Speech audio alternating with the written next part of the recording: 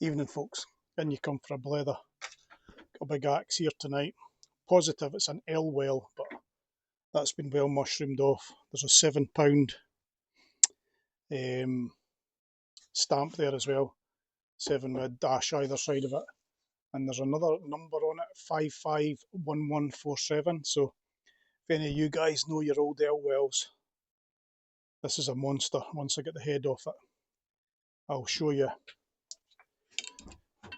how that's looking. So just kind of, there's a bit of wedge out. It's mostly out. It was nearly all the way through, but the wedge broke. There we go. And it was jamming on the other side, so I've done a fair bit of cleaning on this when it was in its whole state. And now I'll have a wee look.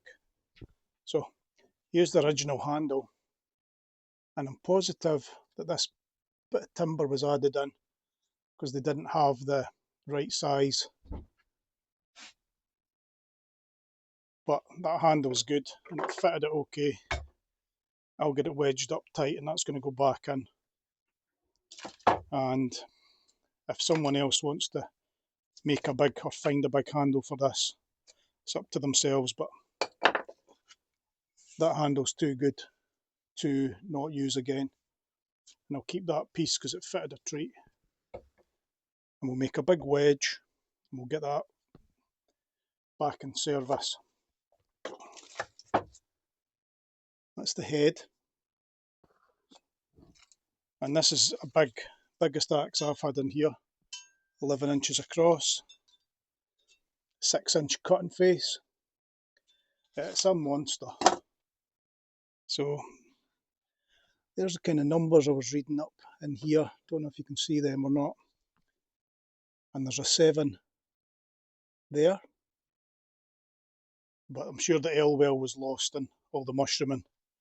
I've cut off about ½ inch aside of mushrooming off this and got it to a point where it's reasonable looking again. So that'll be coming up soon when it's done up.